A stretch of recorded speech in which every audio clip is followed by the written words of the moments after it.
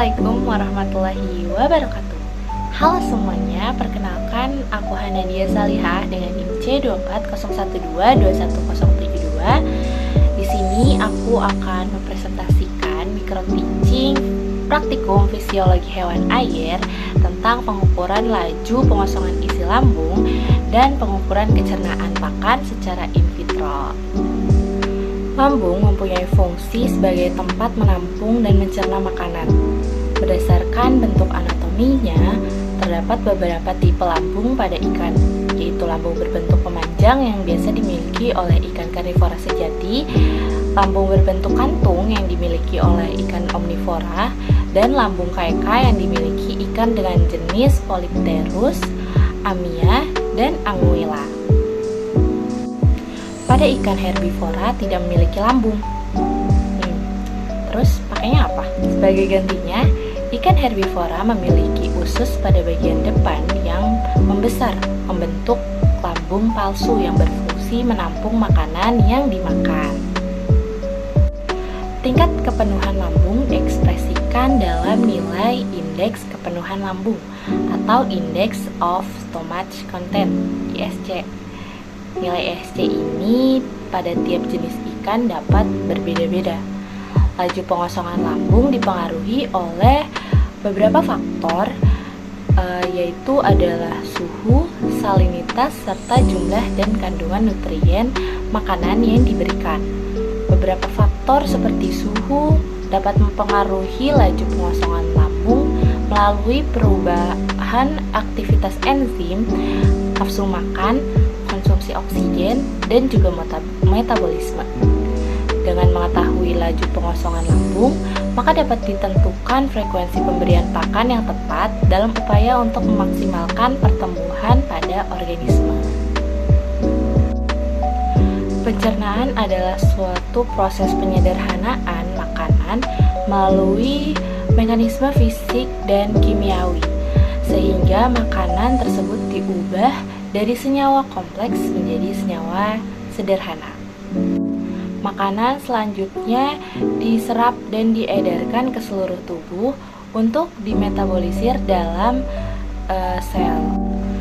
Proses pencernaan ini berlangsung pada saluran pencernaan yang membutuhkan cairan digestif dan energi.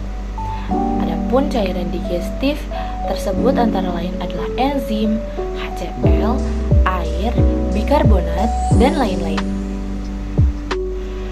Pencernaan fisik atau mekanik dimulai dari gigi yang memotong atau menggerus makanan di dalam rongga mulut.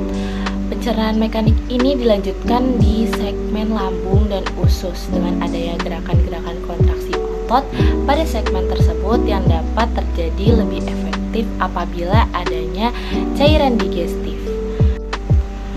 Pada ikan, pencernaan secara kimiawi dimulai pada bagian lambung karena kelenjar lambung mampu mensekresikan cairan digestif yang berperan dalam proses pencernaan secara kimiawi.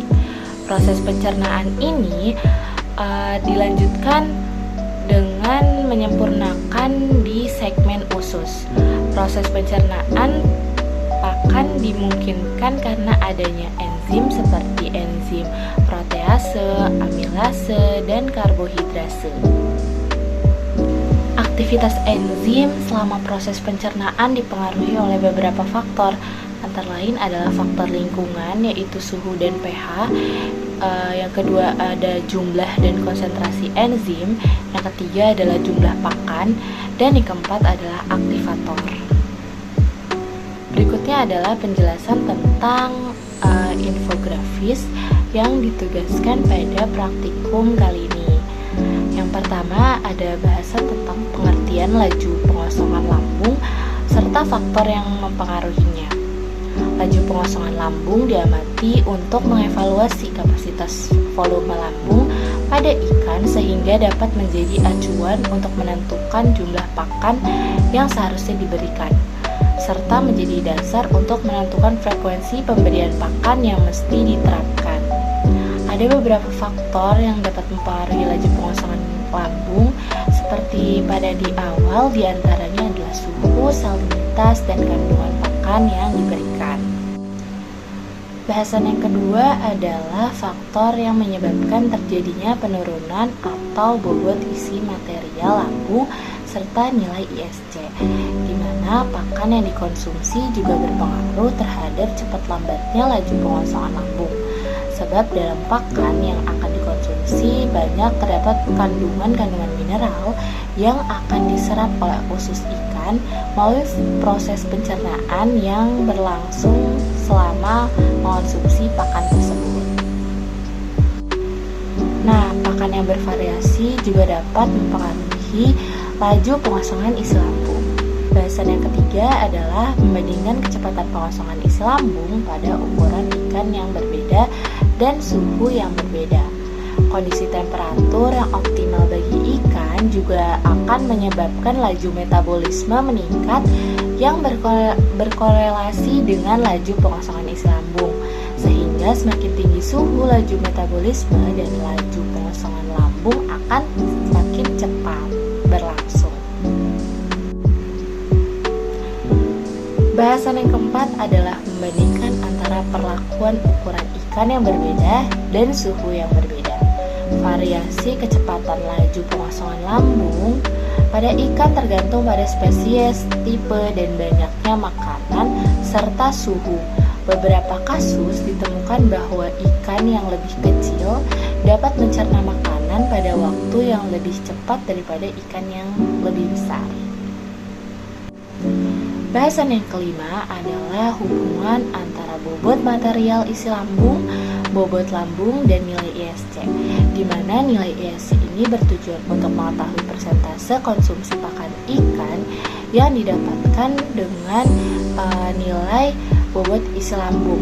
Maka dari hubungan ketiga tersebut adalah saling berkaitan. Bahasan yang keenam adalah hubungan laju pengosongan lambung dan pencernaan ikan secara in vitro. Proses pencernaan dalam sistem pencernaan ikan akan melibatkan beberapa enzim-enzim pencernaan. Laju pencernaan makanan umumnya berkorelasi dengan laju metabolisme ikan. Peningkatan laju metabolisme ikan yang dipengaruhi oleh peningkatan suhu, misalnya pada media pada batasan tertentu, juga dapat meningkatkan laju konsumsi makan sehingga mempercepat pertumbuhan ikan. Seiring dengan meningkatnya laju metabolismenya, maka laju pengosongan lambung akan menjadi lebih cepat. Mungkin sekian presentasi dari saya. Bila ada salah kata mohon dimaafkan. Semoga bermanfaat. Wassalamualaikum warahmatullahi wabarakatuh.